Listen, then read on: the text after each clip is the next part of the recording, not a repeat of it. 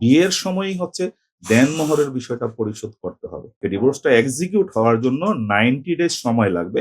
ইদানিংকালে আমাদের সমাজে ডিভোর্সের প্রবণতাটা খুবই বেশি মনে হচ্ছে বা দেখা যাচ্ছে।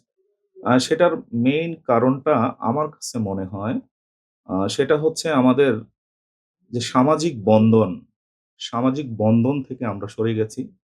একটা সময় আমরা যৌথ ফ্যামিলিতে আত্মীয়স্বজন সবাইকে নিয়ে পরস্পরের বাসায় আসা যাওয়ার মাধ্যমে আমাদের যে বন্ধনটা ছিল, সেই বন্ধনটা একদমই এই মুহূর্তে নেই। এটা একটা কারণ। এই বন্ধনটা না থাকার কারণে আমরা একা হয়ে গেছি। আমরা একা থাকতে খুব পছন্দ করি। একক পরিবারে থাকতে পছন্দ করি। অর্থাৎ একাকিত্ব, এটা একটা কারণ।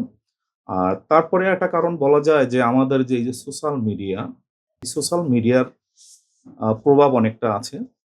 আরেকটা বিষয় হচ্ছে যে হাসব্যান্ড ওয়াইফ এর ডিভোর্সের বিষয়টা তো আসে মূলত হাসব্যান্ড ওয়াইফ এর বনিবনা না হওয়ার কারণে। এটা একটা মেইন রিজন।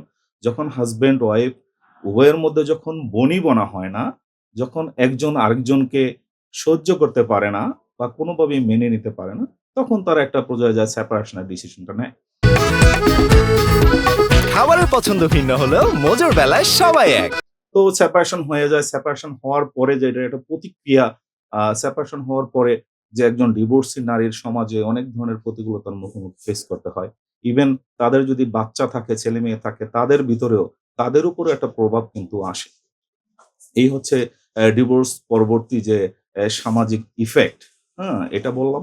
আর আরেকটা বিষয় যেটা বলছেন যে ডিভোর্স পরবর্তী সময়ে যে দেনমোহরের বিষয়টা, সেই বিষয়টা ডিভোর্স পরবর্তী সময় না, দেনমোহরের বিষয়টা হচ্ছে আমাদের শরিয়া আইন, প্রচলিত আইনে যে বিষয়টা আছে, প্রচলিত আইনও আছে, শরিয়া আইনেও পরিষ্কারভাবে বলা আছে।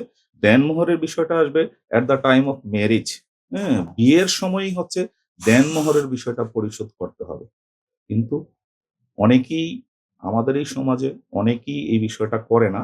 এই বিষয়টা দেনমোহরের বিষয়টা আসে হচ্ছে যে আফটার ডিভোর্স, ডিভোর্সের পরে মেয়েরও দেনমোহরের বিষয়টা উত্থাপন করে, তারাও ডিমান্ড করে, তখন দেনমোহরের বিষয়টা আসে।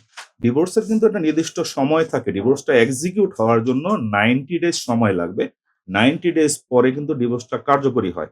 আজকে হাসব্যান্ড ডিভোর্স দিল যে আগামীকাল কার্যকর হয়ে গেল এরকম না। ডিভোর্স পরবর্তী 90 ডেজ পরে কিন্তু সেই বিষয়টা কার্যকর হবে।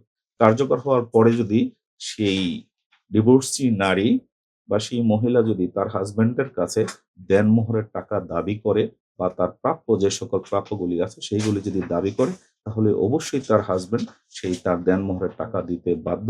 এতে আইনগত কোনো ধরনের কোনো সুযোগ নাই যে দেনমোহরের টাকা না দেওয়ার কোনো ধরনের কোনো সুযোগ নেই।